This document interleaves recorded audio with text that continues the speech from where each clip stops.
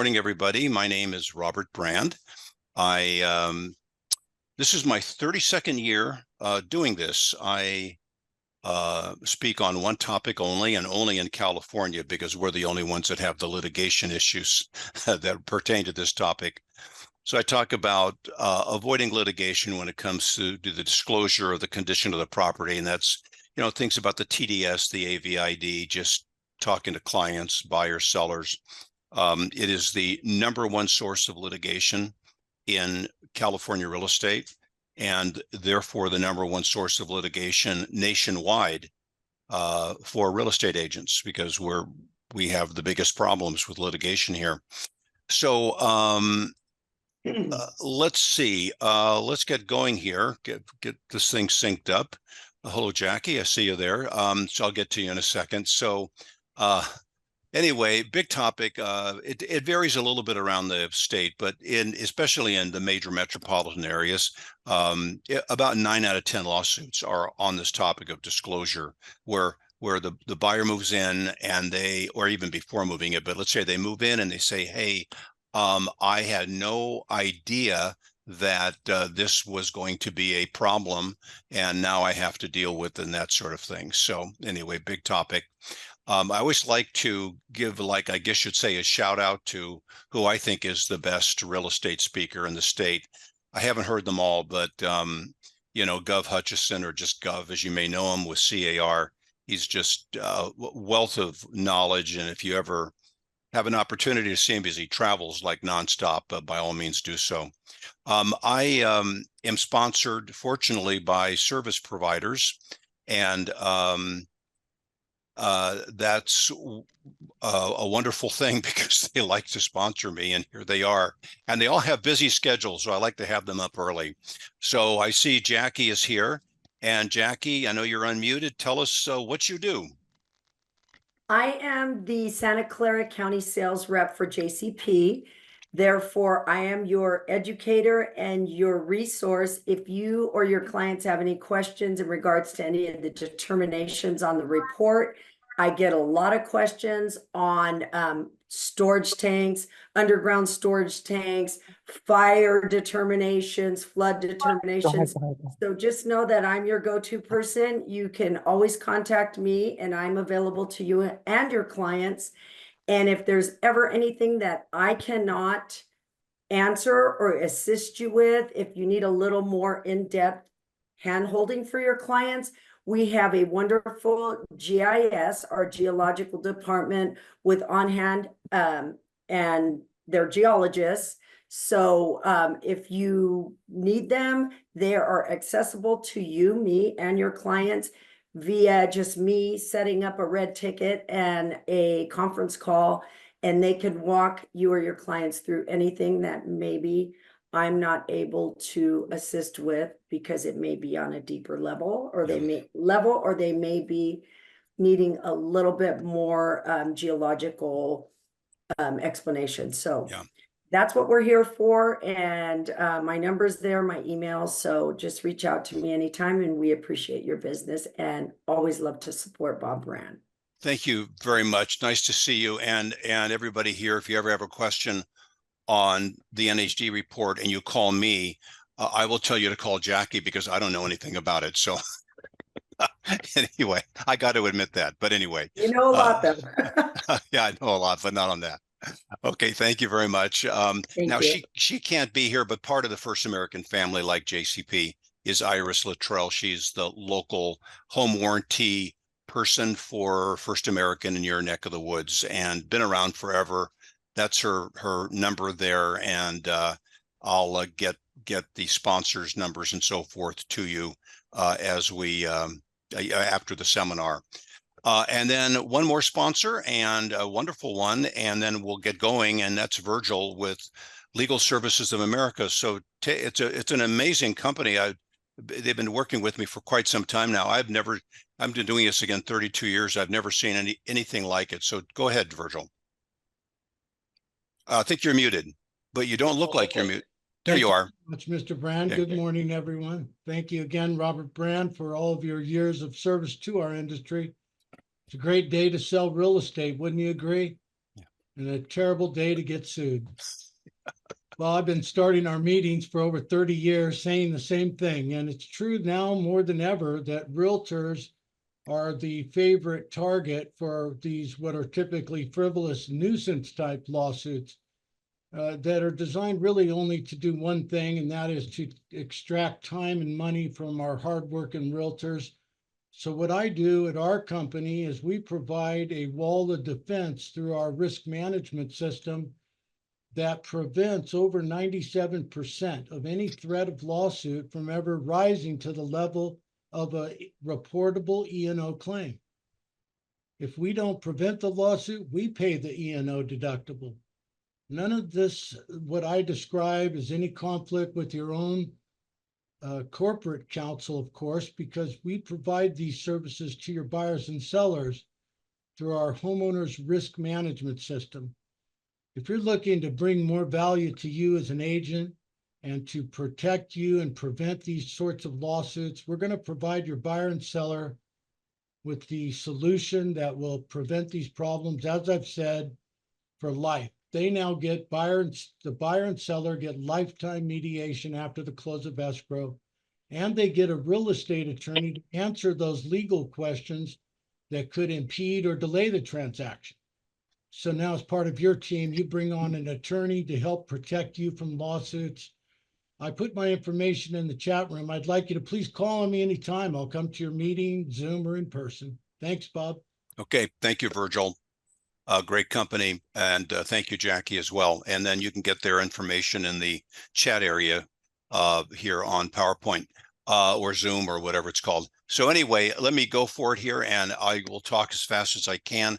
I have about somewhere around 45 hours of material. If I could talk that long, nobody would want to hear me that long. But I've been doing it forever, so I've got a lot of material here. So I'll cover what I can. If you've heard me before, I always change things up because there's people that never heard me, and then people that are new and so forth, or have heard me many times. So this is just a little bit about stating the obvious. This is when you are representing a buyer and you're showing them a property. Let's say the one with the white fence there you see on the right.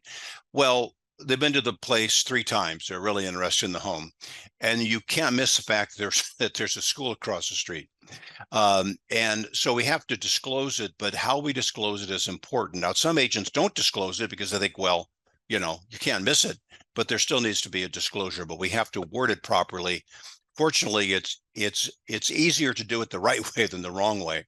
But they're going to be subjected, anybody who lives here is going to be subjected to like gridlock, morning, afternoon, kids dropped off, picked up, that sort of thing.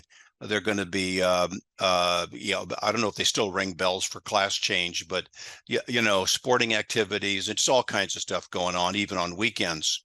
So the mistake that we can make is that it is so obvious there's a school there, we really don't have to disclose anything to the buyer because whichever side of the deal we're on, because it's so obvious, but we do need to. And by the way, if you're in the meeting and you're not muted, if you could please mute yourself. We have some background noise.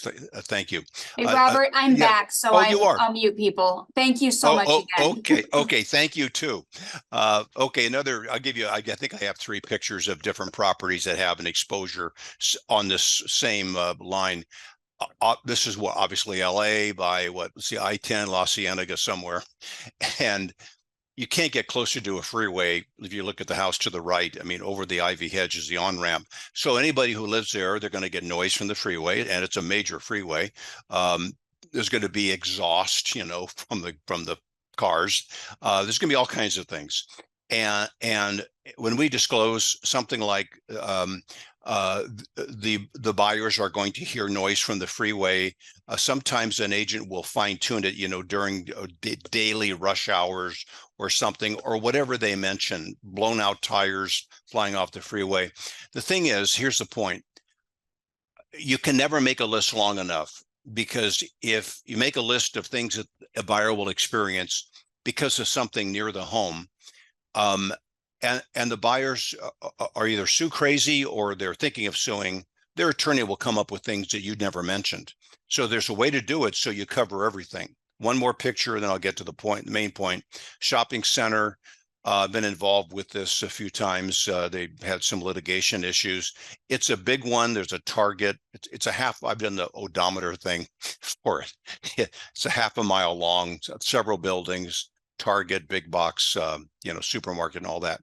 Well, homes above there, nice view homes. Really, they do really have a nice view, but they're right by the back of the shopping center, and there's been agents who have disclosed that there are deliveries during the day, and so there's going to be some noise.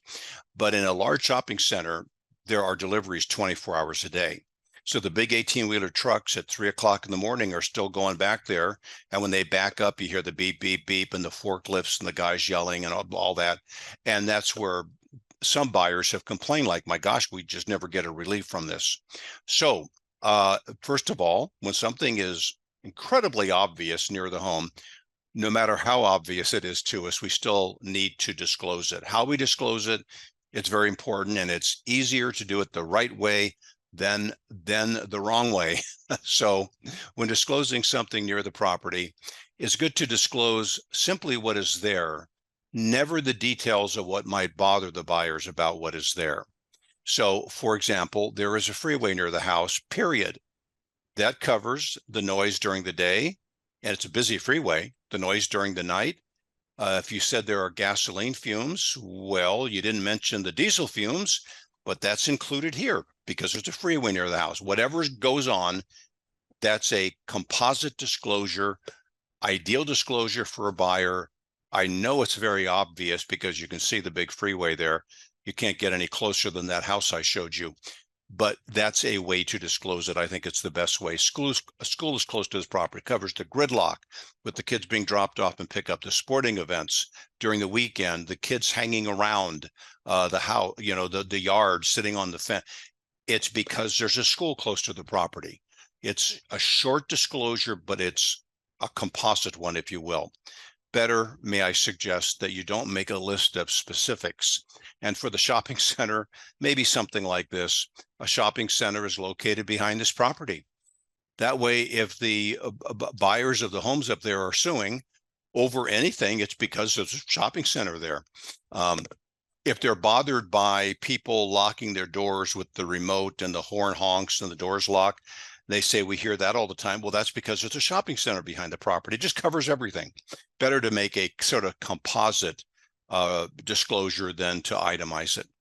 Okay, and since some people have come in after we started here, they've been let in. If you have any questions, you can just put them probably in the chat area, and I'll look at it every now and then. And my contact information, if you ever need to contact me, and there's no charge for anything I do. I'll talk to you. I'll answer questions if I can. Speak at your office. There's no charge at all. Sponsored by service providers like Jackie with JCP. Okay, on the visual inspection, I'm assuming everybody here uses the AVID. Got it circled there. Visual inspection. We all know about the AVID. But it does beg the question, is the agent's inspection limited only to visual observations? It seems to say that on the form. The answer is actually no. Even though that is the phrase, visual inspection, or the term, it really means, especially in the world of litigation, any sensory perception, not just what you can see, visual. So, for example, you're at a 2-story home during your AVID thing, you're upstairs, in the hallway in between the bedrooms, bathrooms, whatever.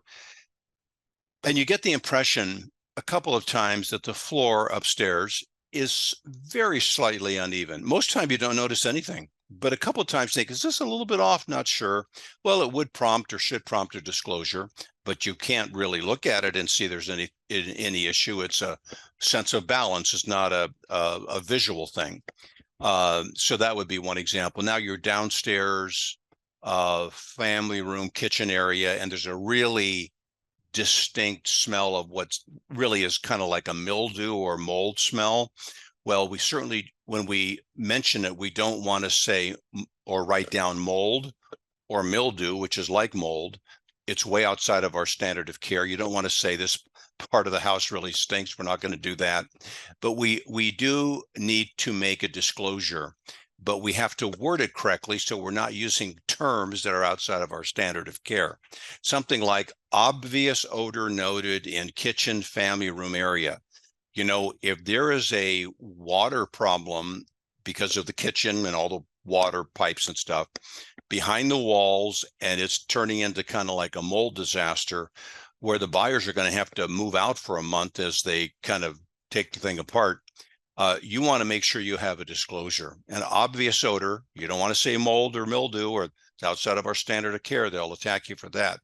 But it's a great way to disclose things. And I have this, I'll get some notes to the Association of Realtors, and they can pass them on to you.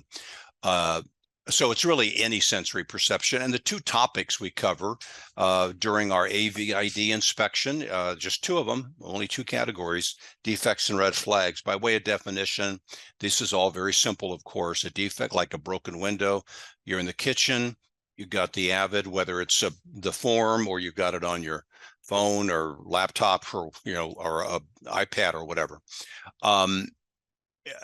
The kitchen, above the sink, the kitchen window's broken. That's a whole disclosure, cracked window. It's not a big crack, small crack, 5 cracks, 8 cracks, recent cracks, just cracked window will cover everything. And no matter how many there are. Now the red flag. Now, I don't know if the window, I know something's wrong with it, but here I don't know if there's anything wrong. There may have been in the past, but it's a ceiling stain, maybe in the family room. So this is not divinely inspired, but a good disclosure would be a stain noted. Let's say there's a window right below there. I don't know. A window noted. I'm sorry, stain noted at ceiling near window or something like that, if you want to kind of locate it. Now, this can be a rain problem. It could be a plumbing problem. They could be storing white wine up there and a bottle broke. It could be a rodent problem. I have no idea. I don't need to know. I actually, in a way, don't want to know, and I certainly don't have to know. So I just am going to be simple. Just stain noted at family room ceiling near window or something like that. It's not big. It's not small. Just keep it brief. Much better way to go. There's less to argue about. Now, there are lots and lots of challenges. I'll just mention a couple of them for time's sake.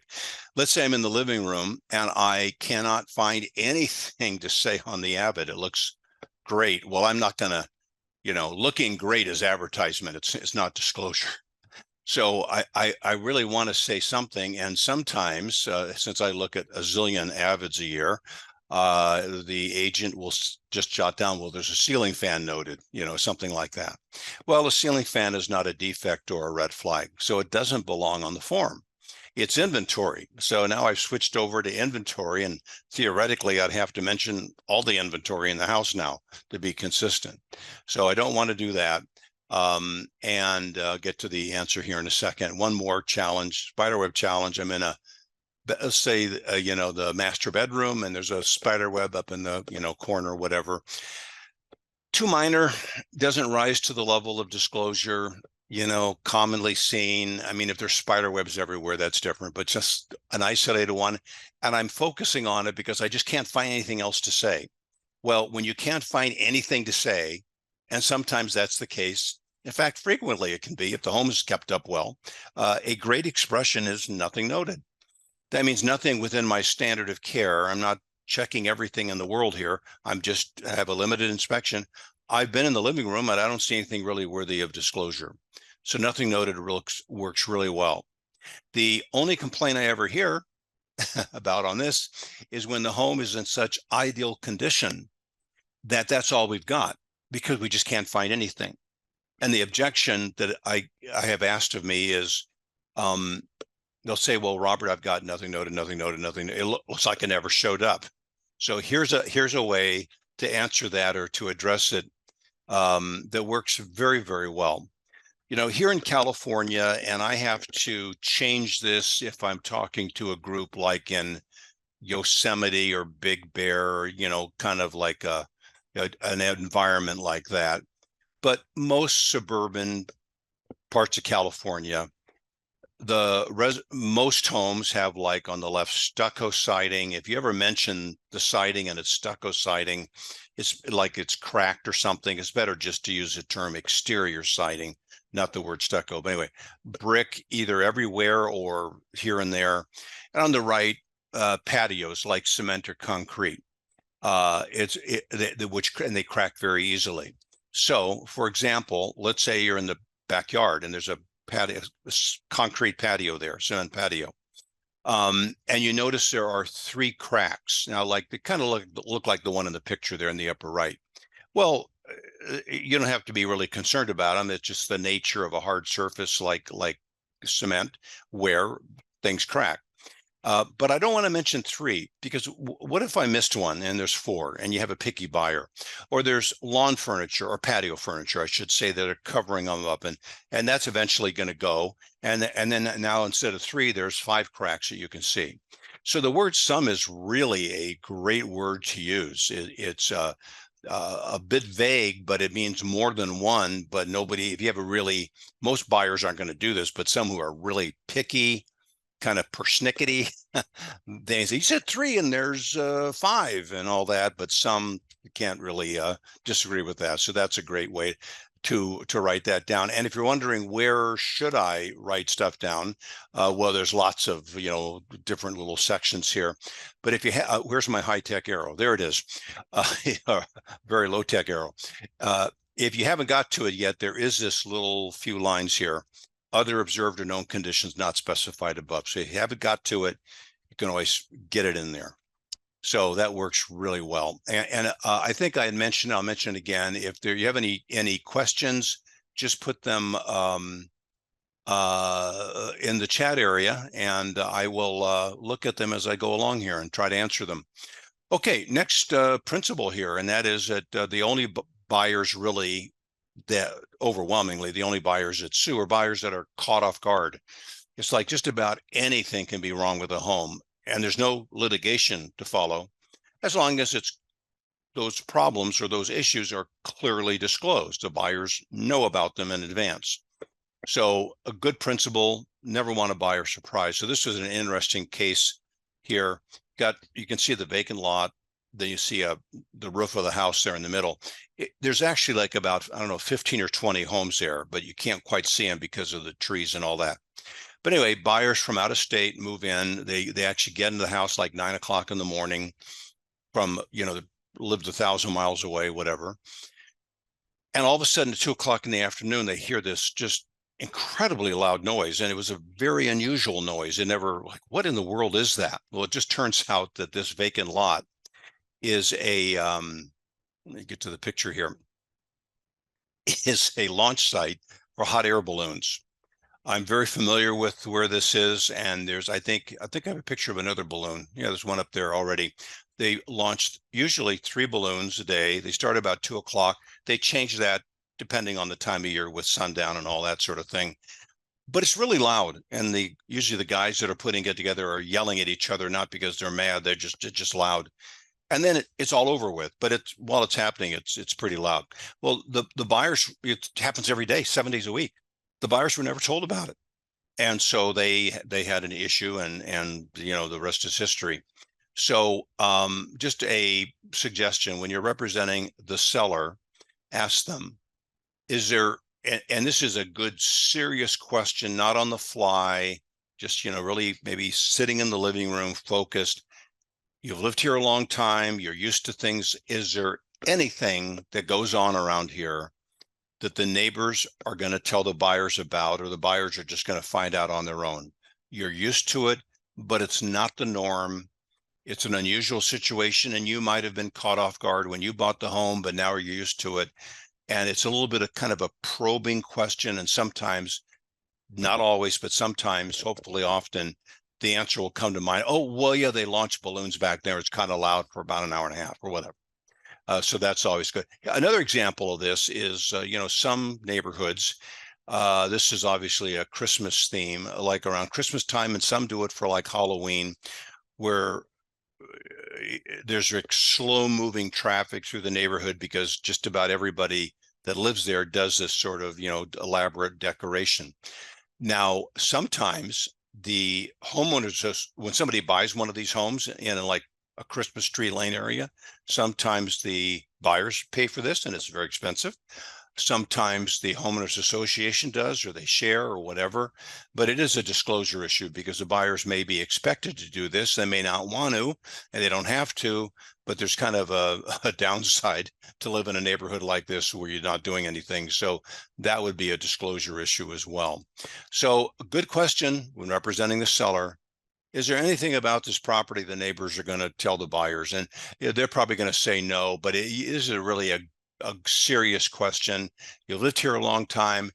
Does anything around here happen that you were surprised to hear about and so forth? And sometimes they'll answer the question. I have a question here on in the meeting chat area. What do you put on the AVID of the properties near a local airport? Well, my answer would be especially a smaller airport. This property is near a regional airport. If the airport is like LAX or San Francisco or whatever, big airport, I would say, I wouldn't call it a small airport. There's a major airport near the property. And near is a vague term, but it's a good term. But that would be a disclosure issue.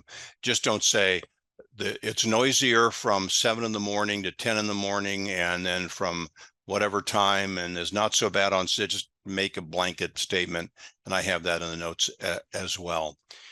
Okay, let's see what's next here. Just a quick term. But it is a quick term. But quick comment on quick term. As is essentially a meaningless term. It's used a fair amount, not as much as it used to be, but every home is sold as is. It is what it is. Maybe there's disclosures, maybe they fix things, maybe they haven't, but you're getting what it is. So when that term is used, thinking that we're going to reduce our liability because we're representing the sellers and they're not fixing anything, it's as is. Well, everything is as is, even if repairs are done, and it is the way it is when it closes escrow. So keep in mind that anything that would have to be or should be disclosed has to be disclosed, whether that term is being used or not. It doesn't nullify anything or it doesn't take the place of anything. So good thing to keep in mind. And this is just a minor point. I try to fit in things that I might not have talked about before. You're at the property, subject property. The home inspector's been there and left. The buyers have left as well.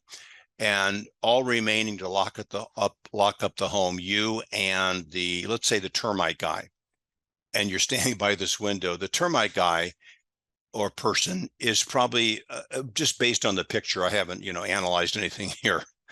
Is probably going to say that there's dry rot there. Well, dry rot is a living organism, and it's only we never use that term. It's only under the purview of a licensed pest control operator. So that person will probably diagnose it as dry rot, but we're not going to, because we don't diagnose that sort of thing. We'll probably just make a disclosure as well, but just change our vocabulary, because we don't do the same thing that the termite person does and vice versa. We all have our own language, and that lessens our liability. Damage we can talk about. Dry rot we cannot talk about, or should not, because it requires some diagnosis. Okay, we're about halfway point here. I mentioned earlier I never go over time, so I'll keep going. Let's see. There's a question about rental. I'll have to contact the person asking the question later, because I don't really involved in the rental issues and disclosure, but I think I can answer the questions. I'll get back to you later.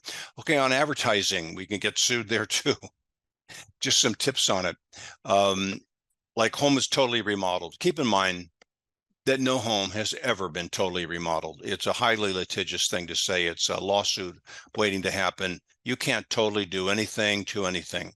So all we have to do in advertising now, not a lot of litigation in advertising, but there is some, just change it to something that nobody can argue about. Beautifully remodeled. They may think it's not beautiful at all, but they're not going to sue over for lack of beauty in the remodeling process. So we just have to be careful.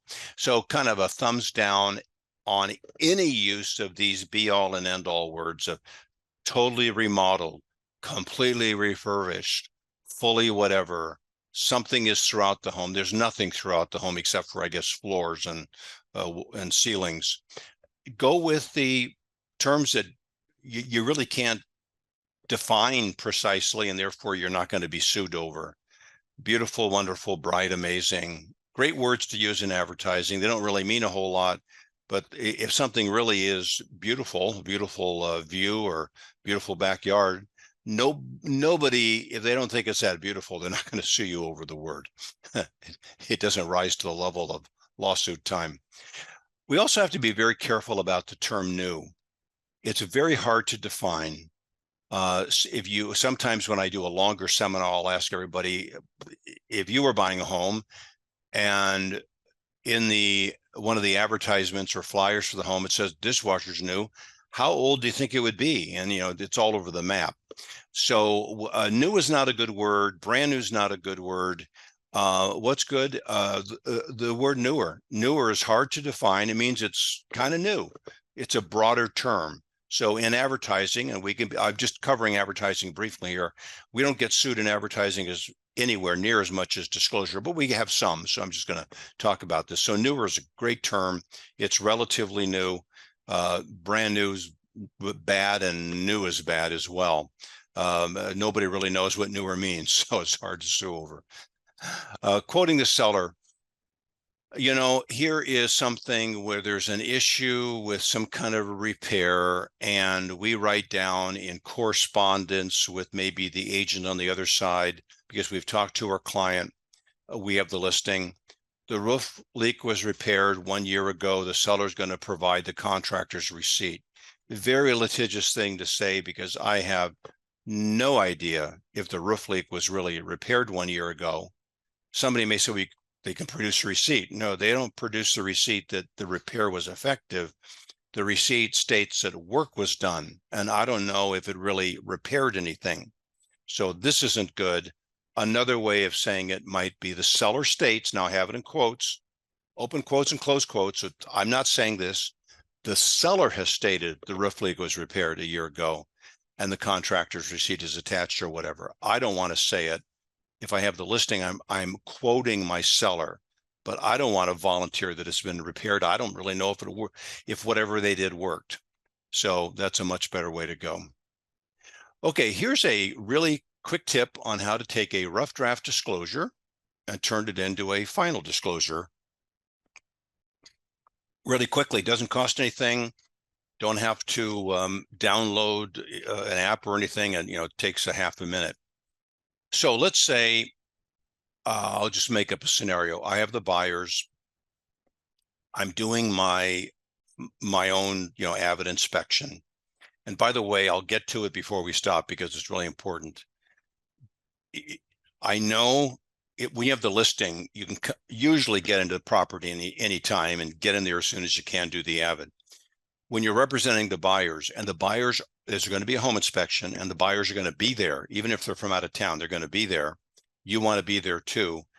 It seems like an ideal time for you to do your AVID thing. It is probably the single worst time to do it. And I'll get into that in a few minutes. But let's say I have done my limited agents AVID type inspection, either side of the deal, but let's say I'm with the buyers. Can't find anything anywhere. Last stop is the kitchen. To the left of the refrigerator, I see a couple of spots or stains like this. Now, in a rough draft form, I might be thinking, looks like there's 2 small black mold stains. That's what, just talking to you or anybody, I'd say that's what it looks like. But it's not what I'm going to put on the form. I'm not going to give numbers. I don't use adjectives. I never use colors. There's no way in the world I'm ever going to write down the word mold. So just something like stains, if it's to the left of the refrigerator on the wall, stains noted at wall at the left of the refrigerator, whatever. Now, that's all I want to have. Anything else is outside my standard of care. Now the buyers know about it. And if I'm either side, but the buyers are going to know about it. If they want to take action, they can look at it, even before they consummate the deal, and do something about it if they want. So that's rough draft to final disclosure. Let's get into, let me check for questions. No questions here. By the way, I'll mention this one more time. If you ever, and I won't beat this to death, if you ever want me to speak in your office, probably by Zoom, because I'm in Southern California, that's what I do most of the time. I do not charge anything at all. I do not sell anything at all. Been doing it 32 years. So I'm sponsored by service providers like Jackie with First American. Okay, should you take photos during your AVID, your visual inspection? Controversial issue. Companies do vary on it. I will give you my personal opinion, but go with whatever you're told if you're hanging your license at an office or something. And everybody knows about the Glide, the zip form product, the Glide program. It makes it real easy to take photos. Now, if you've been around for a long time, like I have, agents used to bring their big Kodak camera sometimes. Now we all have a phone. Yours is probably better than mine. Mine's not too good.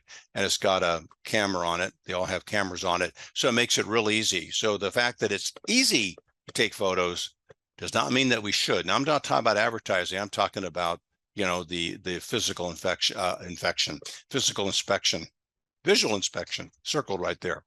That's all it is. See it right there. It's a visual, no equipment. Since I'm doing more in-person things now because of, well after the COVID deal, agents that have heard me for decades, they'll know me. They'll bring things like I've got like a gadget that you put it up to a wall. It's like X-ray vision. You can see if there's any moisture. I got this gizmo that flies up to the top of the roof, and I can see the top of the roof because I can't see it by standing on the driveway. The reality is, if you can't see the top of the roof or anything near it when you're standing on the driveway, since you're not going to be climbing up on the roof, you have no liability for what's up there if you can't see it. So not a good idea to bring equipment, but it does say visual, competent, diligent, visual inspection, no equipment with us, no cameras, no what. I'm just not a big fan of taking photos. If you do take them and add them to the AVID, and there's litigation, I can just about guarantee you, let's say 95% of the time, you will be accused of not taking enough pictures. You're hiding something. You're really not, but that's the charge. You very carefully, the charge is, took a picture of things that were not too meaningful. There's no photography of anything that might develop into a lawsuit. And you're not doing anything like that, but that's the charge. You'll never have enough photos to satisfy the other side. The only exception that I have heard some really good attorneys talk about, and something that I personally advocate, is something like this. The house is in great shape or reasonably good shape, and you can get around, but the garage is a complete mess. Well, obviously you have to exclude this. If it's a bedroom, family room, and your first thought is, wow, this is got so much stuff in it, I can't be responsible for it. Here we would definitely disclaim it. Sometimes in the home we would too. Here's the thing about a disclaimer, like unable to inspect garage or master bedroom or family room, whatever, due to extensive personal belongings. We know that the place can be cleared out and the seller can say it's available for inspection. The reality is that rarely happens. People get busy, escrow closes, and your disclaimer that I could not get into this room, call me back, stands. So when something's excluded, that's good. You can't be responsible for it. And I would say 90% of the time, you're never called back, which limits your liability. If you're on the other side, you want somebody to clean it up and get called back. But it's a great disclaimer. I mean, it's meaningful. It's not tricky. You shouldn't be responsible for this, and usually it never gets cleaned up prior to closing, even if it's not that big of a deal. What do I have here? Quick tip. Oh yeah, this is not a big issue, so I will be brief, but in higher end areas, there has been some increase of litigation when it's typically a higher end neighborhood, more expensive. And there's two different types of entrances you just have to make sure we don't mistake gate guarded with guard gated. So at the top, there's a gate that's so-called guarding the neighborhood. Residents have a remote thing. Usually it opens up. Anybody behind them can go in too, but that's how they get in. The more ultra high end areas or neighborhoods have what we see down below, where there are security people that are usually stop more and more now, stopping the cars coming in and just looking inside. And when people leave, they stop as well. They didn't used to do that, but now more and more they stop them. They look in the car and they just, wave them through. So the issue is when there's an out-of-state buyer that just can't get out here or to where the home is located, and they're just trusting you to tell them everything about it. And they're a high-end buyer and they really want to be in a guard-gated neighborhood. And we mistake the definitions, and they're going to be in a neighborhood like the one on top, which is gate guarded, not guard gated. We have to be careful about that. And I really mention it because litigants that are in these neighborhoods usually have a lot of money, and they usually have an attorney, and it's more likely that they're going to sue. Let me do something here that might make you dizzy a little bit. Let me go down to the building permit thing. Let me see here. Sorry, don't get dizzy. You're going to get dizzy if you look at this. Let me mention something about building permits and what we should or shouldn't have to do with them. Sometimes you're at a property, you can kind of tell, if you don't already know that you have the listing, that there's like this little room in the back, looks like it was added on. Maybe not, but kind of looks like it was. And then you have the whole ADU thing, which is big time. I mean, a lot of municipalities want these. They tell their residents, please get one, put in your backyard. They're nicer. Often they're less expensive than they used to be. It's more of a tax base for the city and all that. It doesn't have to be an ADU. It can be like, what is this, a man cave or whatever they call it. Well, and let me just back up. What should you have to do with building permit verification? Probably the single worst thing to do is to go down by yourself or with the client to like City Hall or whatever and help them with building permit research. That is the absolute worst. A close second, closer than we would think it would be, is driving them there where they said, hey, we're stuck at the Marriott here. We don't have a car, don't have a lot to do. We know there are building permit issues with the home we're buying. Could you pick us up maybe at 10 o'clock tomorrow morning, take us to City Hall? We know you can't go in there, so that's good. They know that. We'll go in for an hour, do some building permit research we're curious about, and then pick us up and we'll go to lunch or something. All that's really, not to go into lunch is bad, but that whole process is bad because we are just, even when this is such a big issue and so sensitive, when we just provide transportation and take them to City Hall, we're now, or can be, in a liability loop. So after we're done here, when you have time, pick up an AVID and look at the first page. Don't even have to turn a page. It says California law does not require the agent to inspect the following, a short list. One of them is, the main one is public records or permits. Also on the very first page, by statute, agent is not obligated to pull permits or inspect public records. So twice on the AVID, on the first page, it tells us really essentially don't have anything to do with this. It doesn't really say it that way specifically or explicitly, but that's really what it means.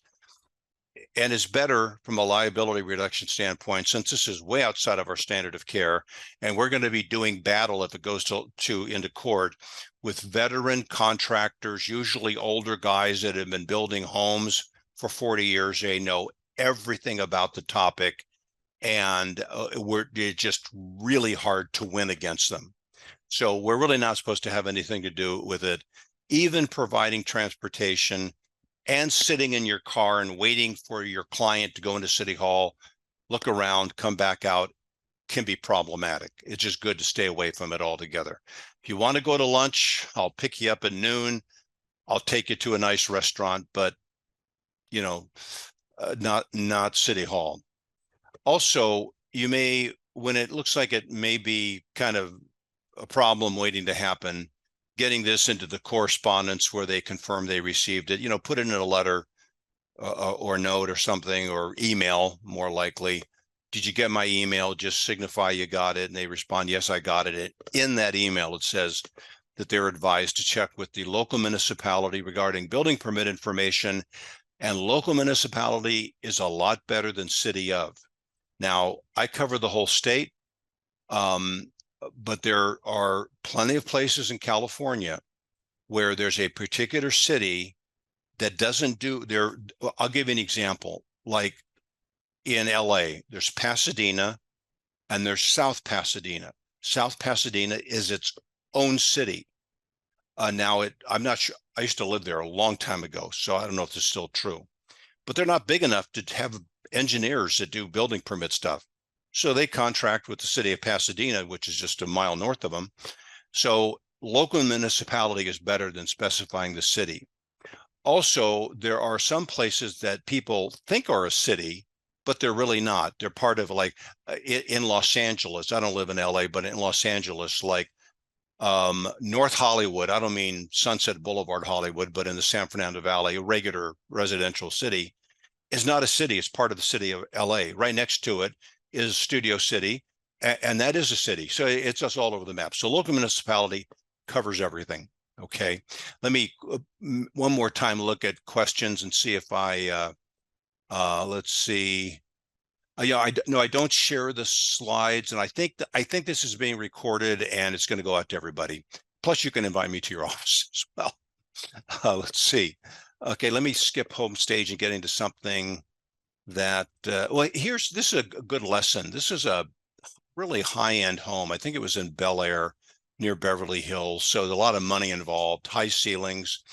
Buyers move in, and you really can't see by the picture here I took, but there you could, they were like at this application thing at the ceiling, whatever that is, artistic thing. There were little stains that were visible. We really can't see them.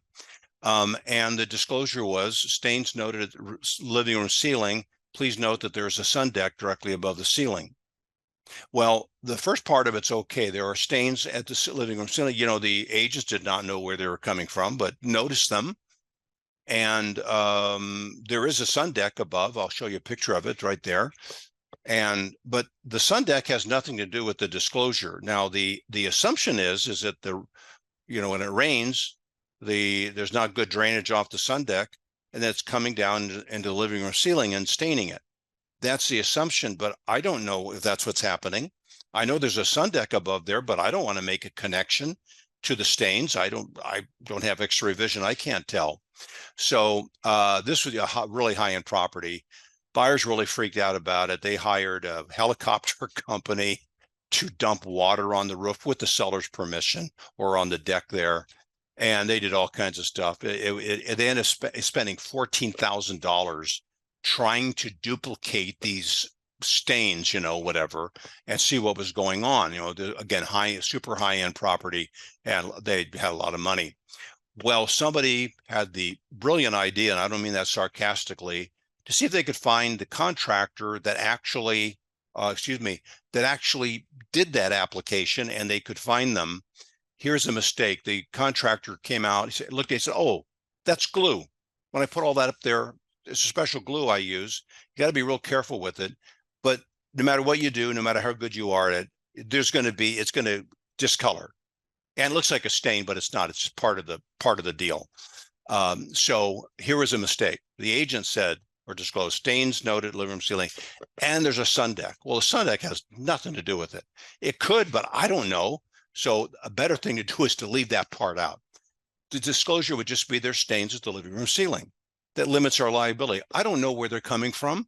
I know there's a sun deck up there, but it could be something else. And it turns out it was nothing other than just the physical quality of that glue that they had at the time for that sort of thing did have a tendency to kind of yellow out. Okay, social media, let's see, let me go down to something else. Well, this is going to be really basic, but it's really good to go through, and I'm kind of watching the clock here and make sure I don't go over time. This is mainly in advertising, which we can get sued in. Is it just a good idea to stay away from adjectives? I know this is pretty basic, but I'll show you some examples you might relate to.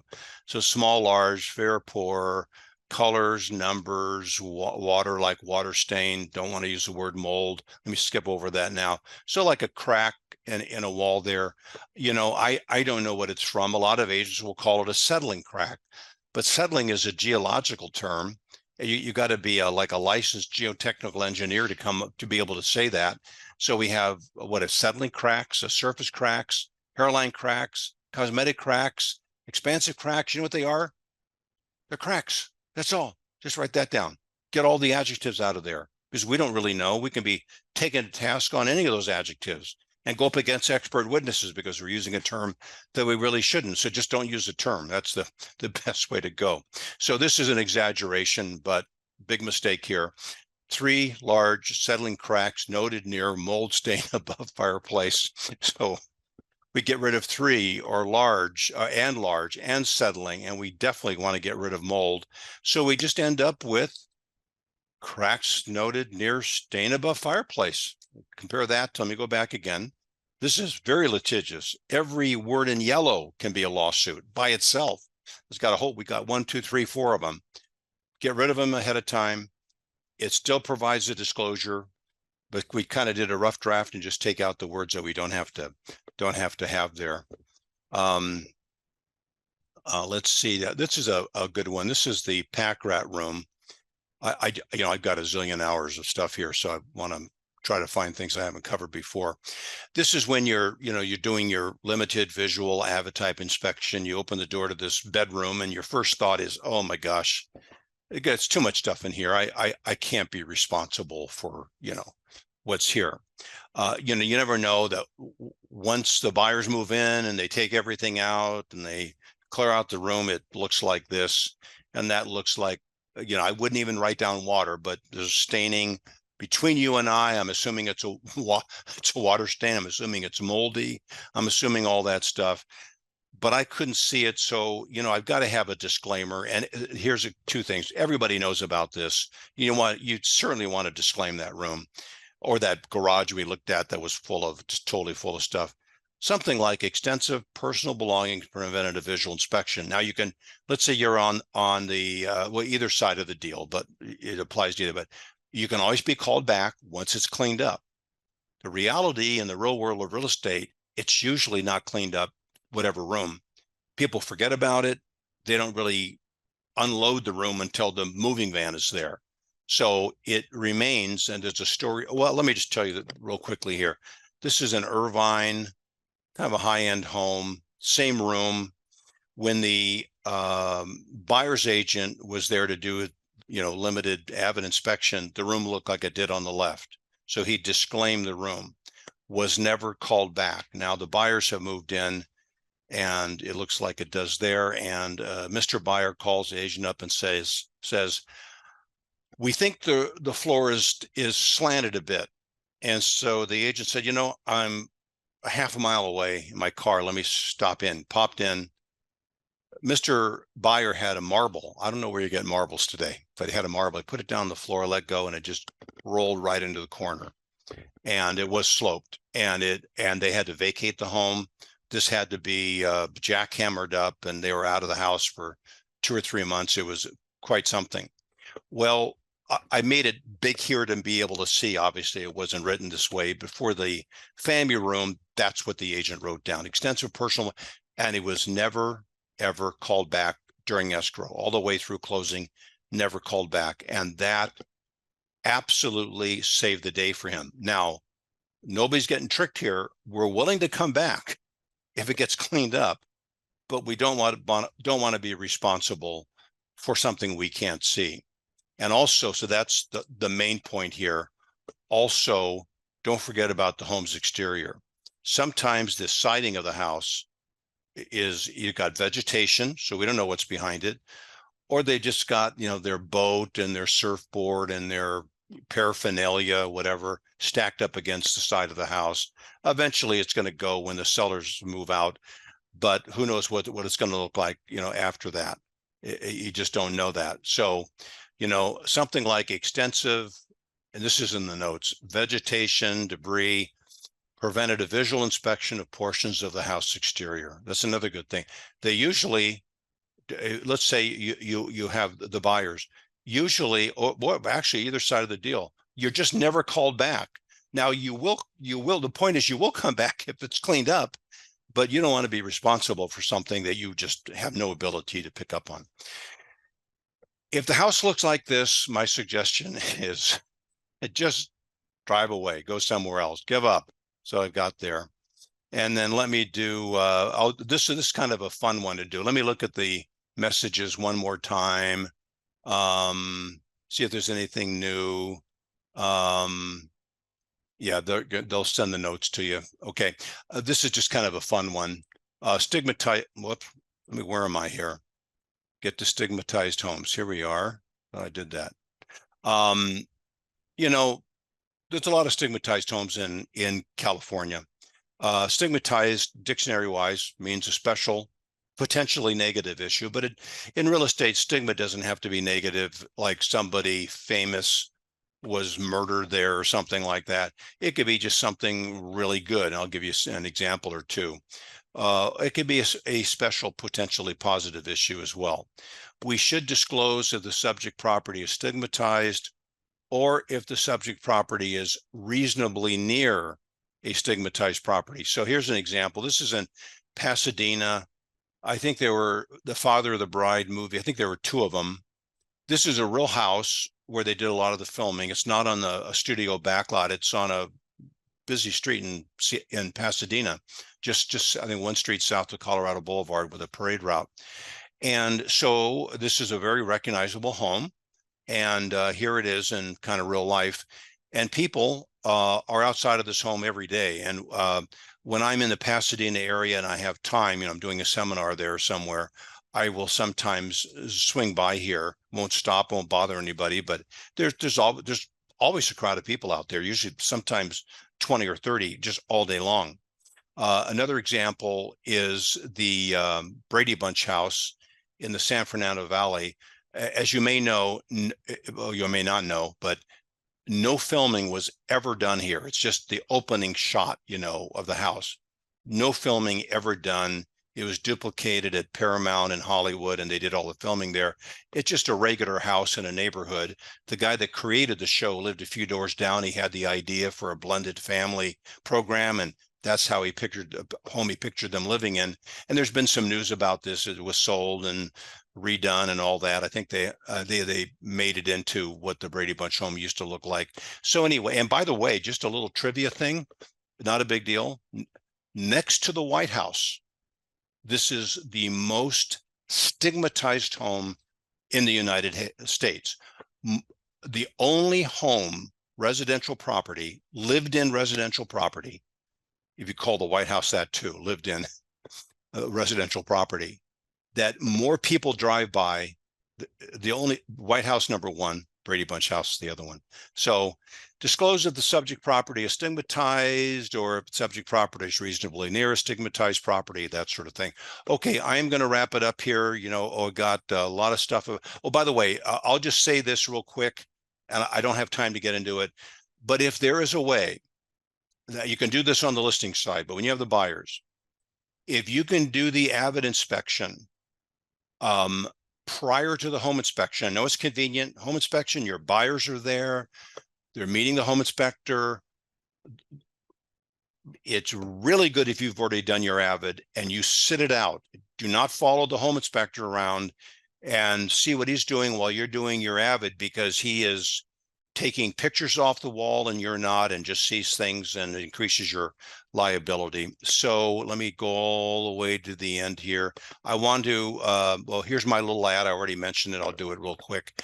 Invite me if you like to your office. There's no charge, doesn't cost anything. I don't sell anything. Easy to reach. Thank you very much, Jackie, Ryan with JCP, Iris with First American Home Warranty, and then Virgil with Legal Services of America. And I think